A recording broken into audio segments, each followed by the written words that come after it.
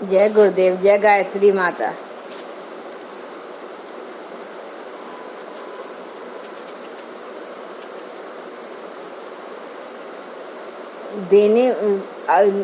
आगे गुरुदेव जी लिखते हैं कि देने वाले, खिलौने वाले ही भगवान की दृष्टि में प्रौढ़ परिपक्व हैं।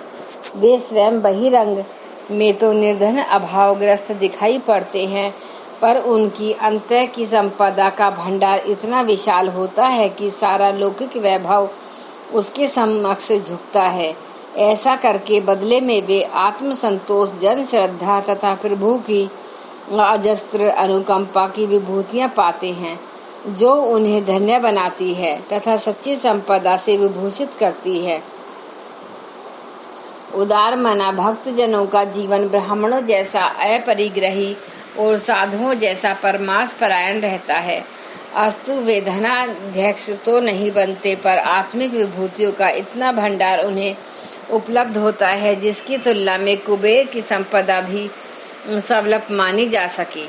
भक्त कभी स्वयं के लिए संपन्नता नहीं चाहता, सदैव बांटने को आतुर रहता है। इसी को ब्राह्मण वृत्ति कहते हैं। ब्राह्मण वर्ण जाति से नहीं अपितु व्यक्ति कर्मों से होता है। ऐसा सादा जीवन जीकर वह विश्व मानव के कल्याण की परमेश्वर की इच्छा में ही अपनी इच्छा मिलाता है। ब्राह्मण को प्रलोभन कभी विचलित नहीं करते। वह जो भी उपलब्ध होता है उसी में संतोष कर लेते हैं। भक्ति की उदार भावना का अरुणोदय सहकारिता की प्रवृत्ति में होता है। अतः इस दिशा में प्रयास करना चाहिए। हिल मिल कर रहने, मिल बांट कर खाने से ही हंसती हंसाती परिस्थितियाँ उपलब्ध होती हैं। सहयोग से ही प्रगति का पथ प्रशस्त होता है। संघबद्धता सबसे बड़ी सामर्थ्य है। दैनंदिन जीवन में भक्ति जब समाविष्ट होती है तो उसका शुभारंभ सहकारिता की भावना से होता है। परस्पर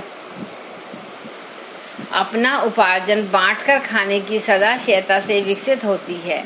एकाकीपन समाप्त होता है तो अंदर की संकीर्णता का अंधकार पलायन कर जाता है।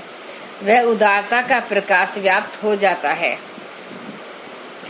संकीर्ण स्वार्थपरता को अपनाने वाले इस दिव्य अनुभूति से वंचित ही रह जाते हैं।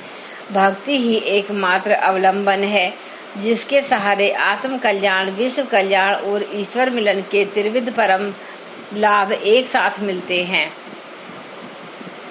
संकीर्ण स्वार्थपरता को ही भव बंधन माना गया है, जिसके पास में बंधा जीव भक्ति भावना के उच्च स्तरीय आनंद को प्राप्त करने से वंचित रह जाता है। धागे में गांठ लगी हो तो सुई के छेद में भी घुस सकता है। धागे में गांठ लगी हो तो सुई के छेद में नहीं घुस सकता और उससे सिलाई नहीं हो सकती। मन में स्वार्थ भरी संकीर्णता की गांठ लगी हो तो वह ईश्वर में नहीं लग सकता और जीवन लक्ष्य प्राप्त नहीं कर सकता। जिस प्रकार रेशम के कीड़े अपनी लार से अपना घर बनाते हैं, उसी में जकड़कर मरते रहते हैं, पर जो चतुर कीड़े होते हैं वे उस लार से बने घर को काट कर बाहर निकल आते हैं और उड़ जाते हैं। उसी तरह मनुष्य अपने बंधन अपने आप अज्ञान से खड़ा करता है, उन्हीं में जकड़ा सड़ता मरता रहता है। यदि वह चाहे तो विवेक रूपी मुख से उन्हें काट भी सकता है और रेशम के कीड़े की तरह बंधन से मुक्त भी हो सकता है। मनुष्य को कृत्य करने वाली एक दिव्य अनुभूति अनुदान ईश्वर प्रदत्त है। वह है ईश्वर भक्ति। जो व्यक्ति अपने को इस लाभ से वंचित रखना चाहता है वही संकीर्ण स्वार्थी बनता है। जो भक्ति का आश्रय लेकर आत्मीयता का क्षेत्र व्यापक बनाता है वह अपना तो हित साधता ही है, सारे विश्व का कल्याण करता है एवं प्रत्यक्ष अनुभूति उसे ईश्वर के साक्षात्कार के समान होती है। भक्ति ही अंततः मुक्ति का कारण बनती है। आत्मीयता की प्रेम भावना से लबालब भरा हुआ अंतःकरण प्रत्यक्ष सर्वज्ञ है। उस आनंद भरी अनुभूति का जो रसास्वादन करते हैं कृतकृत्य बन जाते हैं। उन्हें मानो अपना संपूर्ण प्राप्तव्य प्राप्त हो जाता है। एकाकी सुख सुविधा की बात सोचने वाली संकीर्ण स्वार्थपरता भक्ति भावना को नष्ट करती है। दूसरों की तुलना में जो अधिक वैभवमान विलासी बनने की महत्वाकांक्षा रखते हैं वे मनुष्य निष्ठुर एवं आततायी ही बन सकते हैं। लबालब भरा प्याला छलक पड़ता है जिस व्यक्ति के अंतःकरण में आत्मा होती है।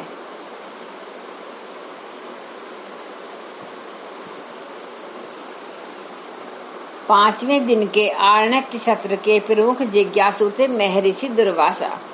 वे अग्रिम पंक्ति में बैठे और अपने जिज्ञासा प्रकट करते हुए ओजपूर्ण गंभीर स्वर में पिप्पलाद से बोले, देव, आपने ब्रह्म विद्या के सत्य प्रवृत्ति संवर्धन प्रसंग पर जो प्रकाश डाला है उससे इन हम सभी कृतार्थ हुए हैं। फिर भी एक असमंजस बना हुआ है कि इस संसार में सर्वत्र संव्याप्त दुष्टता से किस प्रकार निपटा जाए। आसुरी आक्रमणों से आत्मरक्षा के लिए किन उपायों का अवलंबन किया जाए। कृपया यह भी बताएं कि सृष्टा की पवित्र सृष्टि में अधर्म का अस्तित्व किस कारण बना हुआ है जो सारे जगत को पीड़ित किए हुए है। महर्षि दुर्वासा कहते हैं कि पहले 4 सत्र व्याख्यानों के सत्संग से आत्म कल्याण, विश्व कल्याण, ईश्वर मिलन जैसे देवी अनुदान तो पा लिए, तो जो मनुष्य को पाने योग्य दिव्य विभूति सद्ज्ञान है उसे पाकर मार्गदर्शन मिला है। पर एक अड़चन फिर भी बनी है। अच्छाई के साथ बुराई भी चारों ओर व्याप्त है। हम भले बने वह तो ठीक है, पर सर्वत्र संव्याप्त दुष्टता तो अपनी कुटिल भूमिका निभाएगी ही। उससे कैसे मोर्चा लिया जाए। दुख यह भी होता है कि पृथ्वी पवित्र है, जीव मात्र सब कल्याण हेतु उत्थान हेतु ही सृष्टा द्वारा भेजे गए हैं।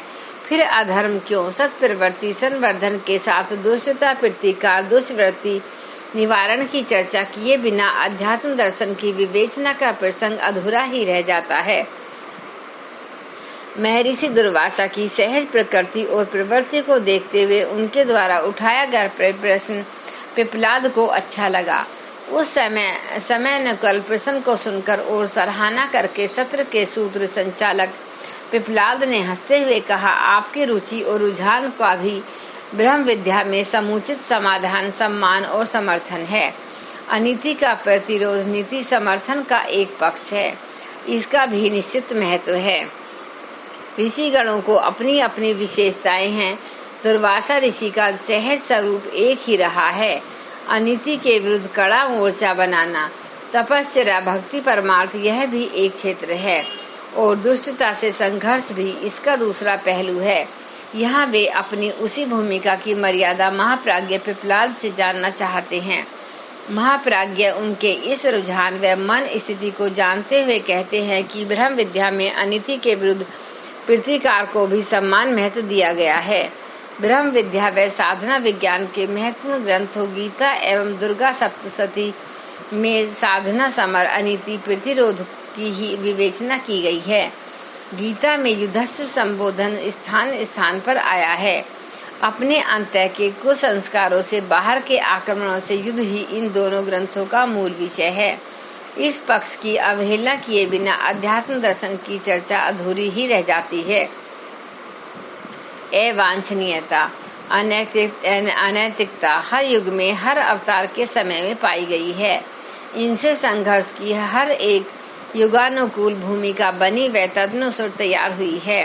ध्वंस में सृजन सुधार एवं दुलार भगवत सत्ता के ये दो पक्ष सदा सदा से मुखरित होते आए हैं। उनकी चर्चा अध्यात्म ग्रंथों में स्थान स्थान पर की गई है। संसार में अवांछनीयता भी इसलिए है कि न्याय निष्ठा के प्रति सहानुभूति उभारे और उसके समर्थन में प्रखर पराक्रम करने की प्रेरणा दे। यदि रात्रि न हो तो दिन की विशेषता ही न रहे, अनीति का अस्तित्व न हो तो नीति की गरिमा लोग कैसे समझेंगे। अधर्म के रहने पर ही धर्म की संस्थापना का प्रयास होता है। यदि रोग ही न हो तो चिकित्सा विज्ञान की स्थापना और प्रगति ही कैसे हो। अज्ञान की हानियों से बचने के लिए हम मनीषी लोग ज्ञान की साधना करते हैं। इसी प्रकार सृष्टा ने अनावश्यक एवं हानिकारक लगते हुए भी संसार में अवांछनीयता का अस्तित्व रखा है। ऐसा समझो, भगवान आपने प्रिय राजकुमार की परीक्षा अवांछनीयता की माया रचकर ही लेते हैं। जब तक इनसे जूझने का मादा अंदर से उत्पन्न नहीं होता, प्रकृति उत्पन्न नहीं होती।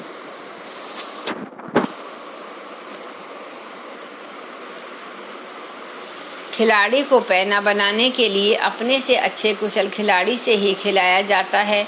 कोई भी प्रशिक्षक मार्गदर्शन इससे सहानुभूति का व्यवहार नहीं करता। भगवान भी एक परीक्षक है। वह चाहता है कि उसका बेटा समर्थ बने और वह तब तक संभव नहीं जब तक मोर्चे पर उसे खुला न छोड़ दिया जाए।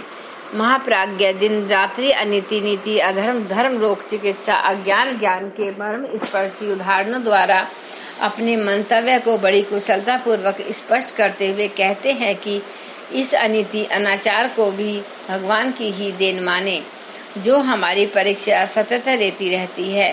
कुरेद कर यह देखती है कि पराक्रम मंजू सत साहस की मनुष्यों में कहीं कमी तो नहीं है।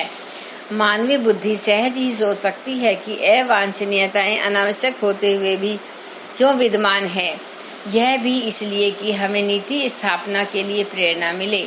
सहज ही कमरे में गंदगी प्रवेश करती है, पर सफाई के लिए हमें प्रेरणा दे जाती है। शरीर से विजातीय द्रव पसीने आदि के रूप में सहज क्रम में निकलते हैं, पर हमें स्वच्छता की प्रेरणा दे जाते हैं। धन्यवाद। एक बार गायत्री मंत्र का उच्चारण। ओम भूर्भुवः स्वः तत्सवितुर्वरेण्यं